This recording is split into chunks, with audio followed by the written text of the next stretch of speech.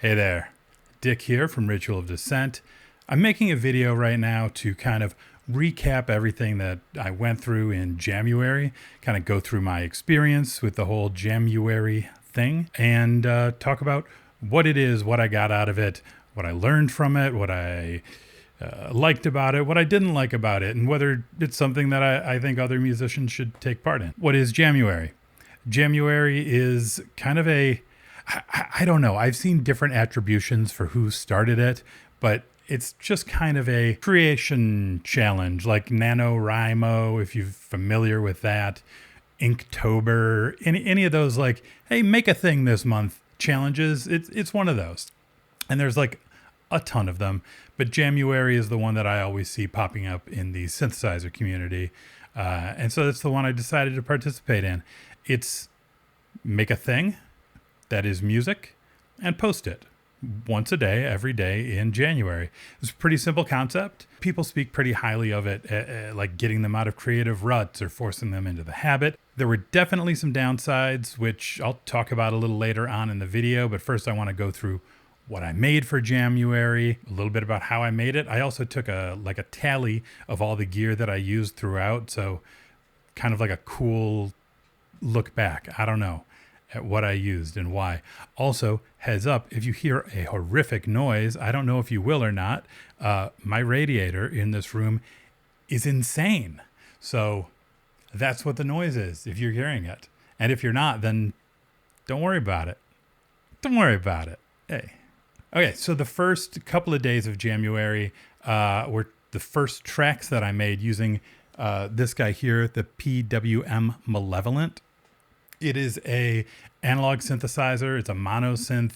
It's a patchable monosynth, and it sounds just disgusting. It's capable of making just these awful, awful noises that I love and I love to use both in my tracks as like drones, as percussion, as like sample bait, like something I can mash up and change. And I picked it up. It's like one of the two things I picked up in December during like all the sales and when I had a little bit of gift card money to go around. So the first track I made was also my first track using the PWM Malevolent. And I think it worked out pretty well. At like the minute 10 mark, I adjust the cutoff in such a way that takes the Malevolent from like a drone to like sort of a percussive element where it's like breaking up, which is just gorgeous. And I wish I had that going the whole time.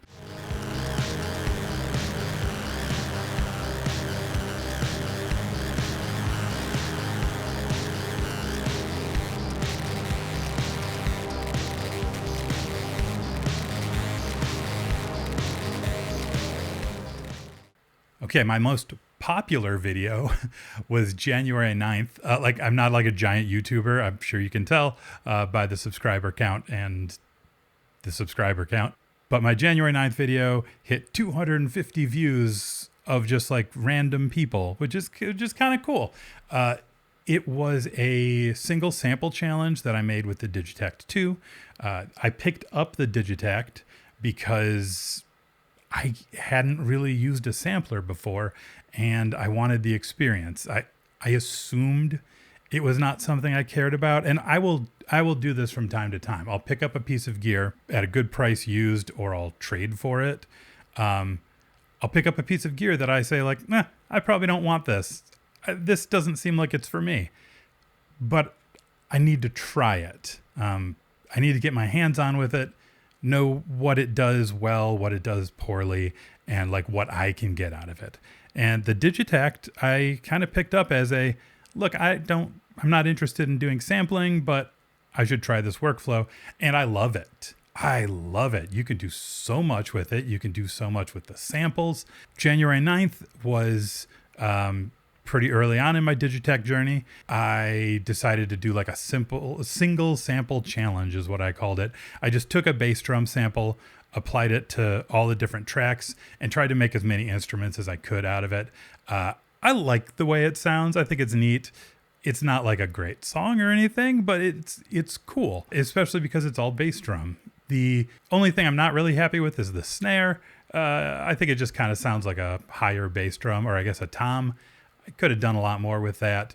But again, this is very early on into my Digitech journey. I hadn't explored all the different machines and things. So I still feel pretty good about it. And as a learning experience, it's awesome because I genuinely learned a lot while doing this.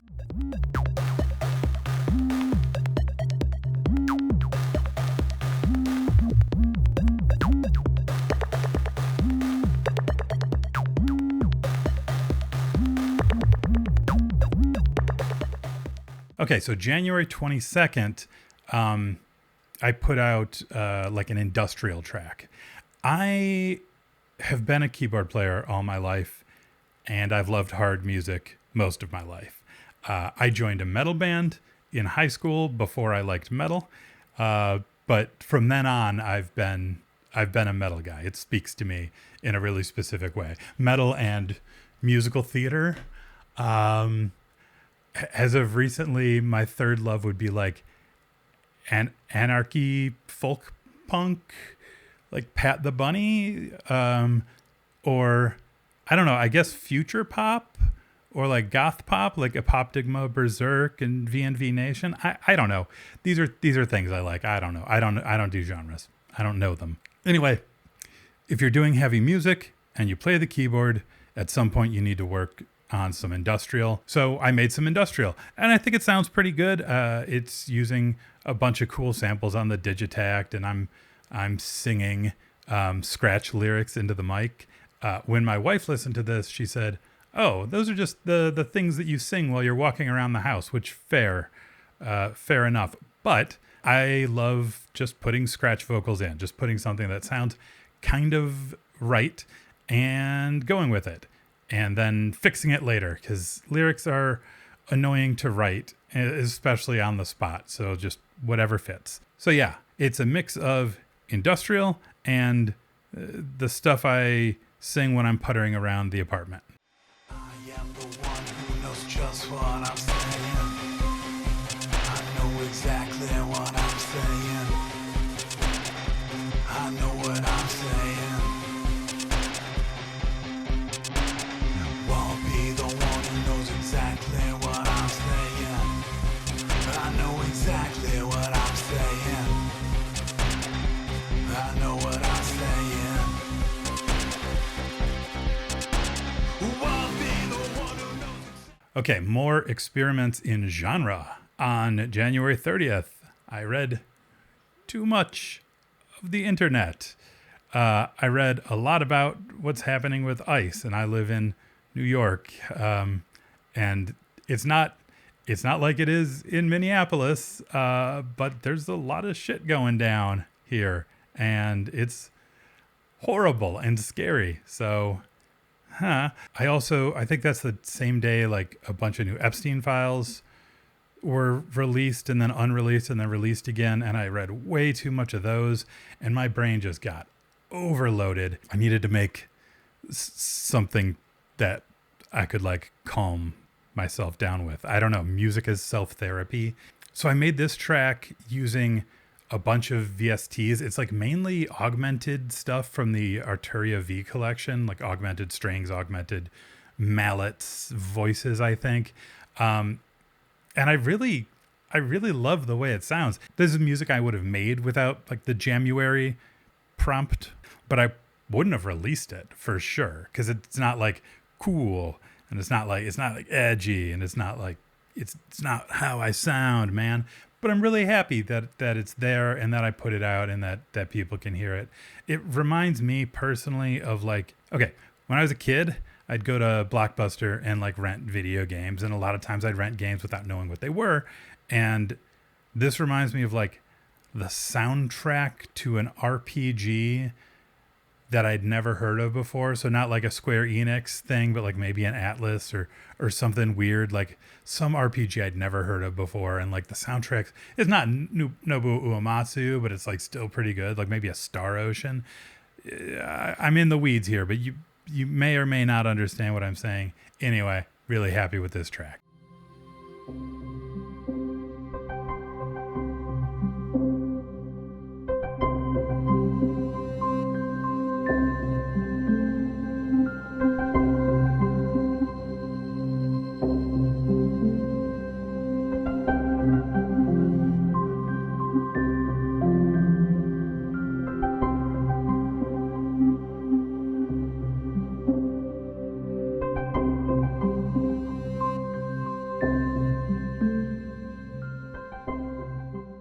The last song of the month, but not the last song I'm going to talk about, is from January 31st. I just decided I wanted to write proper symphonic black metal, kind of do a Dimmu Borgir thing. I called it Dimmu because I'm super clever. And I think it sounds pretty cool. I didn't put vocals in because I had a cold and I could not sing at the time, but it's using like a lot of symphonic VST instruments from Audio Imperia Nucleus, which is such a great collection. And it's guitar, then I'm really happy with how that sounds. I'm also just like so happy that I could knock that out in a couple of hours. Like very, very satisfying.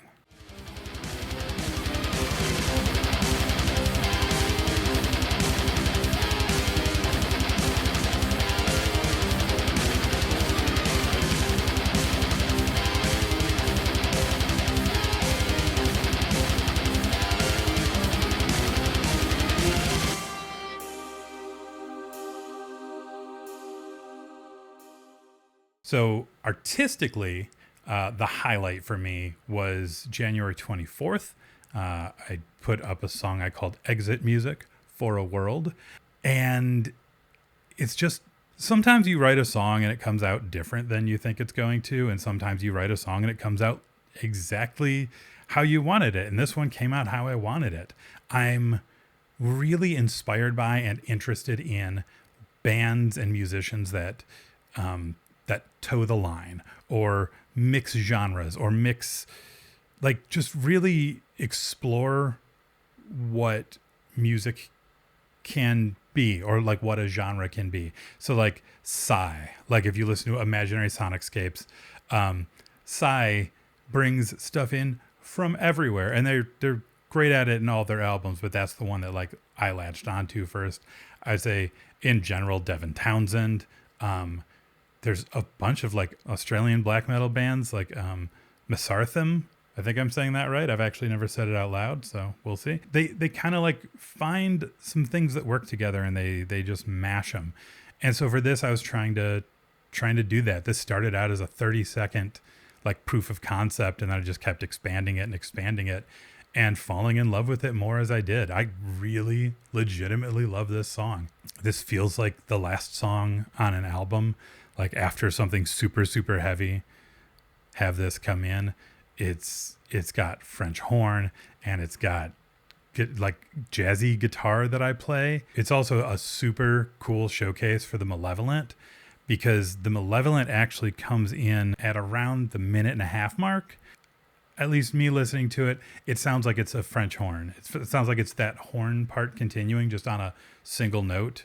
And then 30 seconds later, I start playing with the cutoff. I start playing with the FM. It starts getting a little crazy. It starts getting a little scrambly.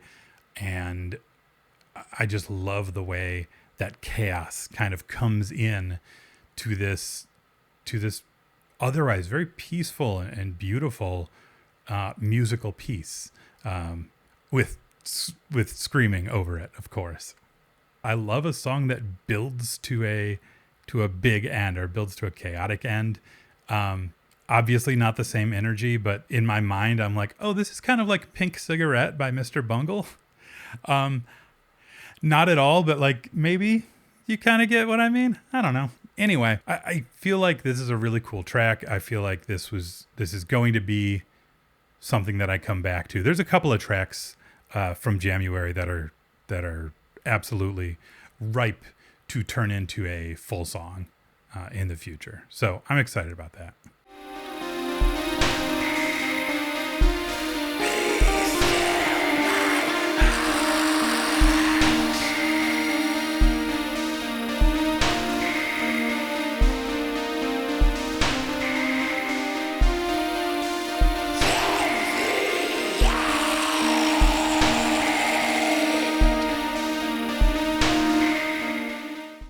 Okay, gear count. So what did I use? I'm not going to go into all my VSTs. The guitar is the guitar. I used the guitar. Let's talk about like these hardware synths that I have and that I used. The lowest count at 1 is the Yamaha Seek Track. It's a cool little groove box. It's simple, it's cheap.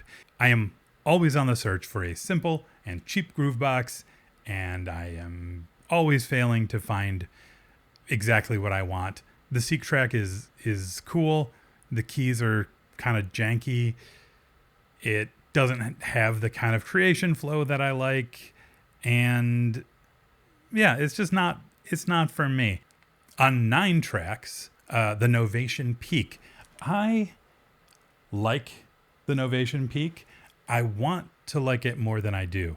I think it's a great synth. I just don't think it's a great synth for me necessarily. It makes some great sounds. The sound design on it is so easy, but every time I reach for a polysynth, I reach for my TE-05. And even if I finished a track on the Peak, it started on the TE-05 because it's really immediate. I know what sounds I'm going to get out of it. I almost never have to search through presets. I usually have I have a couple of presets that I can start with and then go from there. There is depth in the editing, not as much as in the Peak, not as much as in something like the Hydra synth, but there's enough depth that I can create what I want. And it's a beautiful sound. I don't have a count for the TEO, but a lot. The PWM Malevolent ended up on 11 tracks. Pretty happy about that. For a new piece of gear to get that much use, it's very cool. Sometimes it was a drone, sometimes it was drums, sometimes it was sampled. One time I did a whole track with just the Malevolent, and it sounded okay. But I learned a lot about how to craft sounds on it, because I think it's really easy to take a synth like that and just be like, cool, I made a garbagey noise, and say oh, that's the extent of it, but you can do so much more with it. At 12 uses is the Electron Digitex 2. I loved using this thing. It's so fucking fun. It's a great piece of hardware. The workflow is really quick once you get the hang of it. And I liked it so much that I ended up buying a Digitone to go with it.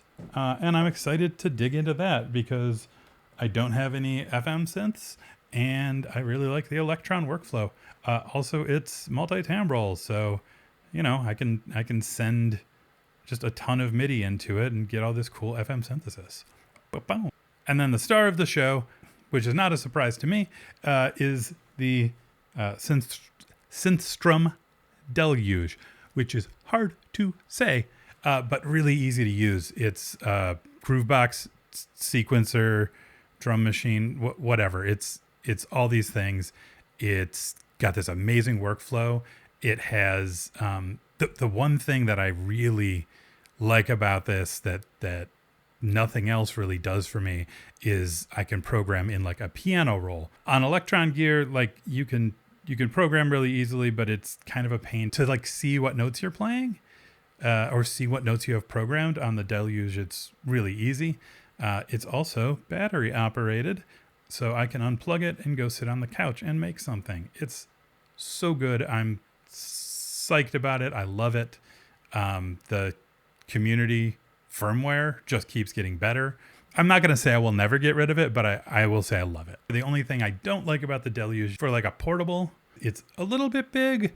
It's also expensive. If I'm on a trip and I'm playing a piece of gear, I want something that I'm not going to be heartbroken if it breaks. I don't want it to break, but if I break a $250 Yamaha Seek Track, okay, I can eat that. That's not the worst. If I break the Deluge, that's heartbreaking. Unless I had a backup. Unless I bought another Deluge. All right, so let's talk some of the pros and cons of Jamuary. You can probably guess some of the pros. Pro number 1, I learned to work fast. Not just songwriting, which I learned to work fast and be happy iterating on one thing or adding little bits to one thing, which is really, really cool. But also editing, mixing, video editing, which I hadn't done too much of before this. The first video I edited, and it's just a shot of me playing some synths and then like a text bubble or two, but that took me forever to do, and now I can knock a video out super quickly, or much more quickly for me. All of my workflows got faster. I ironed out a lot of inefficiencies, and I found like the best way to get into recording, into writing and recording. Number 2, I learned my gear better. Not only did I learn the gear that I already know, like the TE-05, which I've had for a while, it was a great opportunity to learn new gear, because having to have a finished product at the end of the day meant I had to know my gear well enough to make something that I wasn't embarrassed to put online. I won't say I'm proud of every piece I wrote, but there's nothing on there that I go like, oh, that's really embarrassing. I clearly didn't know how to use that keyboard. Number 3, community. Jamuary is technically a solo project. So many communities are participating in this. There's Jamuary.com or Jamuary.org, I think, is like where the original thing kind of started. I posted a bunch on the Electronauts forum, which is an Electron forum that's just a really good synth forum. Honestly, like YouTube, Instagram, whatever, if you search Jamuary, you'll find a bunch of videos. You'll find a bunch of people making music. Some of them make music you like, and some of them make music you don't. And like, you can really talk to other musicians and talk to other artists, and it's just really cool building some community. I won't say that like I made a new best friend, or like these are people I'll know for the rest of my life, but I got to talk music with a bunch of people, and that's sweet. Number 4, this is the biggest one for me, and I've mentioned this already, is there is no time to judge or second guess or feel embarrassed or like be like, well, I'm a metal god made of steel and blood and fire, and this song's not cool enough. Like, no, you have to put something out. It's midnight. You've got to go to bed soon. Put a track out. This was freeing. I put up and I created music that I never would have made otherwise. And some of it led me in really cool directions that I'm happy I went in.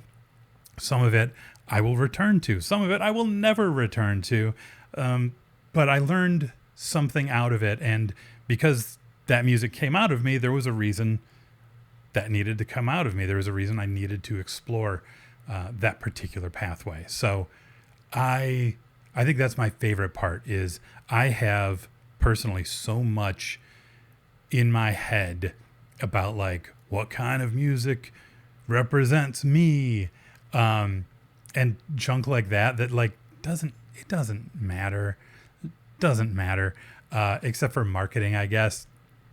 But it's really easy to get over that when you don't have time to think about it.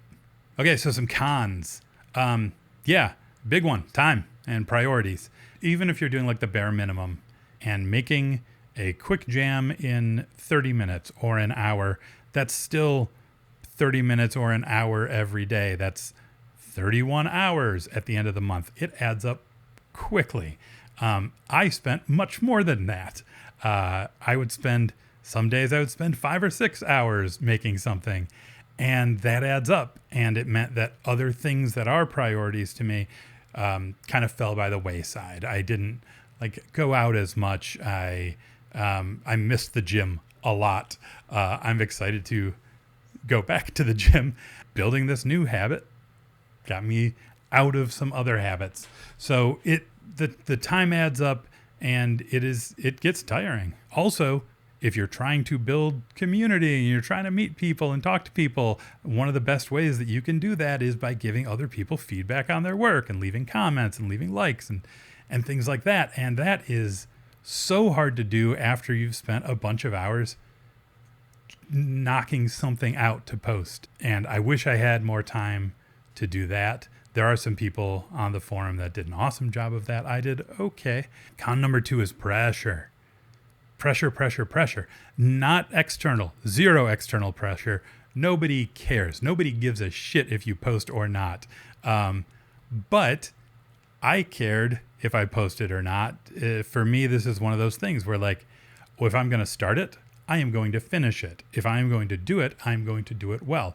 I'm not going to half-ass it. I'm not going to release songs that I think suck. And I really hated the idea of any two songs sounding the same, despite every band ever having an album full of songs that all basically sound the same. I didn't want to do that. So I tried to vary it up. I tried to switch it up. And it's a lot of pressure to put on yourself. Number 3 con is burnout.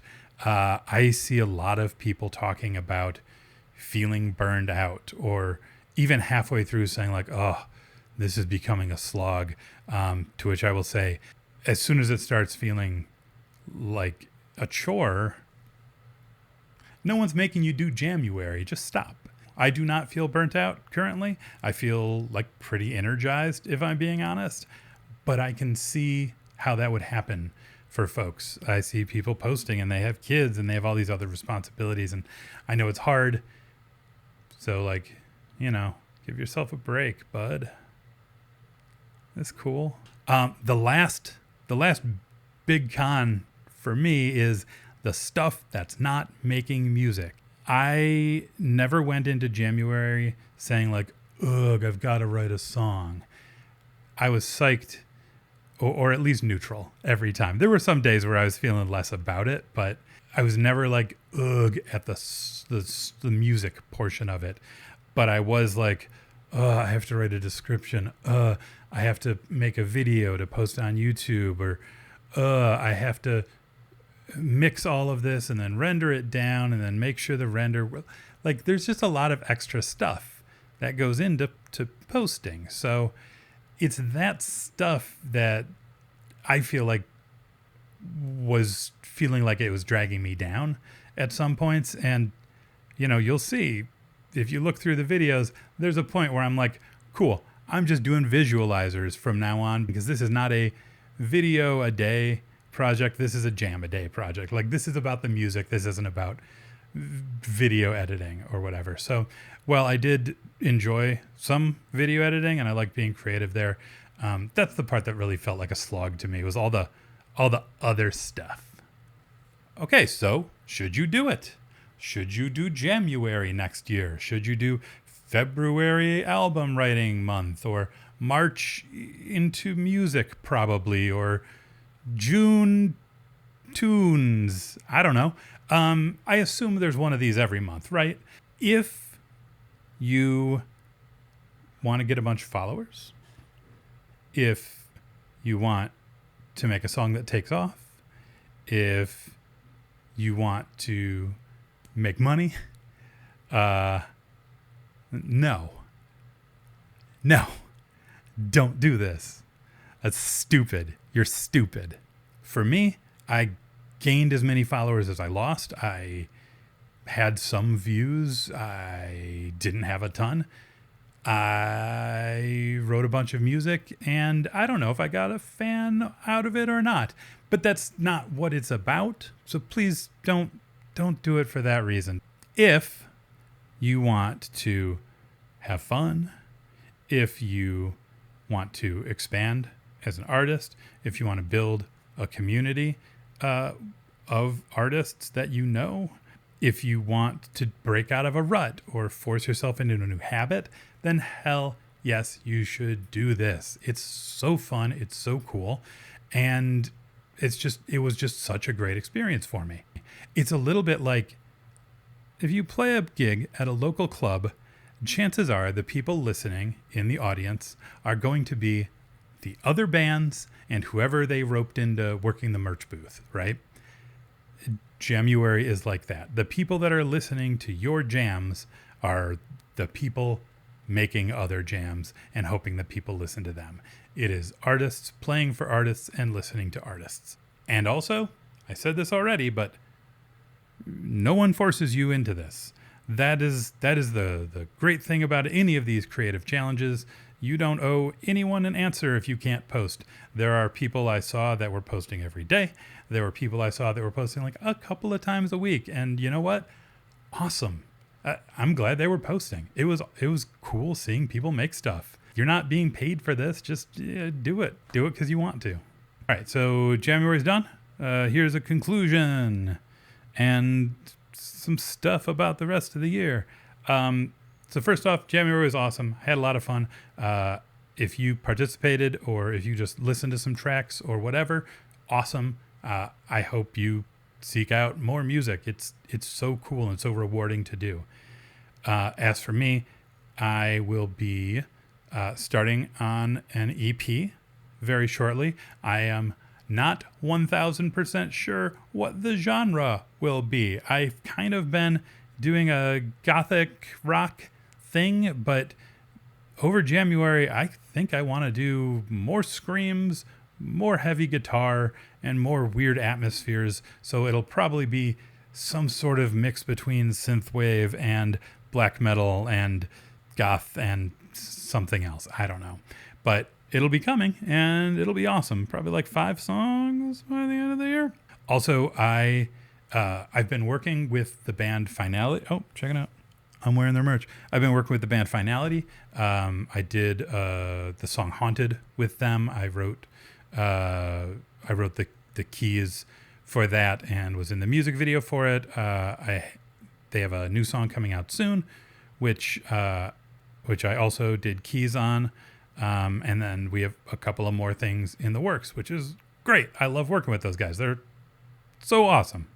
Also, I'm going to be putting out more YouTube videos. I want to put out some more, obviously music, but also like some informational stuff like this, where I either talk about the process or I talk about gear, maybe like review some gear or, do a patch tutorial. Here's how I get this sound, because I see there are so many resources for keyboardists and synthesizerists,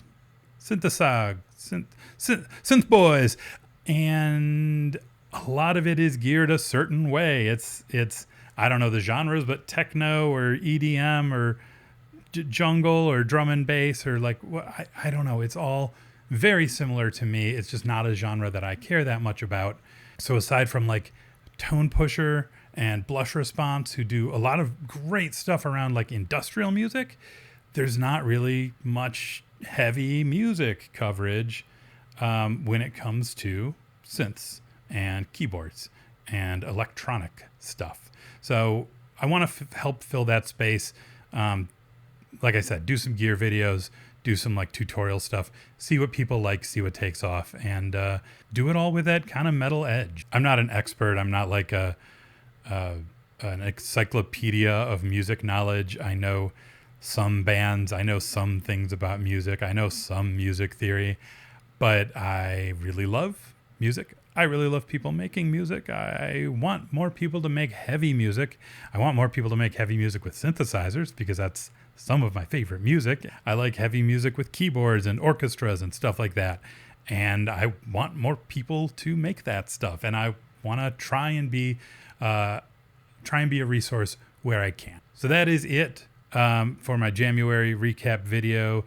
Thank you for sticking around through all the rambles, and go make some music. Go listen to some music. Go buy some music. Go put some music out. Do something, because music is awesome. Heavy music is the best music. Go make some metal. Okay, bye.